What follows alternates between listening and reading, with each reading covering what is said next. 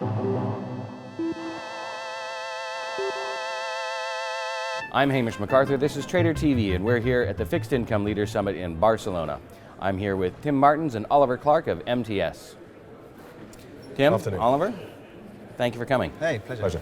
So, what's impeding liquidity in the repo markets today? Nothing's impeding liquidity significantly in the interdealer market because the electronification of the market is long gone. It's a very mature market with commoditized repo business trading in many billions, hundreds of billions on a daily basis. Where we're working now to improve liquidity for the buy side is in the D2C space, where electronification has been much more slowly adopted, let's say, by the buy side community, and the more manual approaches have entrenched over many years. So by introducing electronification, simplification, that simple process of automating flows improves liquidity. And by introducing electronic platforms, you can also introduce further value-added services such as clearing, sponsored clearing services, which also give buy-side better access to more liquidity as well. How can traders handle this?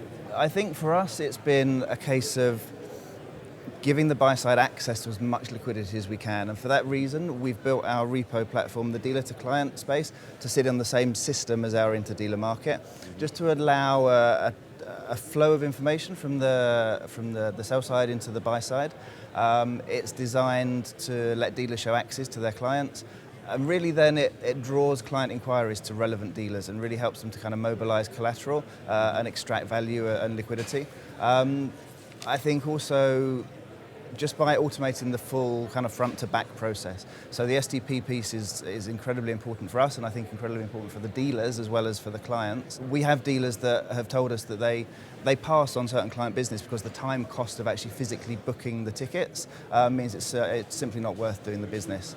If you put that into an electronic environment where all the tickets straight through process, then you take away that barrier to liquidity. So essentially, by streamlining the process, you're really giving the buy-side access to a pool of liquidity that simply hasn't been there from the dealers before.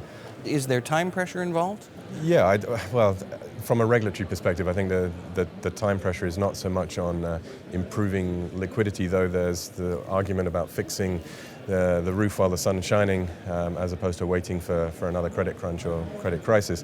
So I think possibly the events in the US recently have illustrated that QE hasn't entirely solved access to liquidity in the short end. In the sterling markets in recent years, there's also been some significant squeezes. So I think it is important to fix and to improve your processes when there isn't an issue in the market, and then be ready.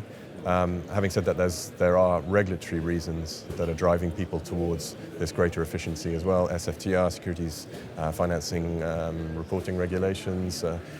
This begins to kick off in a tiered phased approach from April of next year, and this will drive buy side onto electronic venues through necessity. Fantastic. Gentlemen, thank you for being on the show. Thank you very much. Pleasure.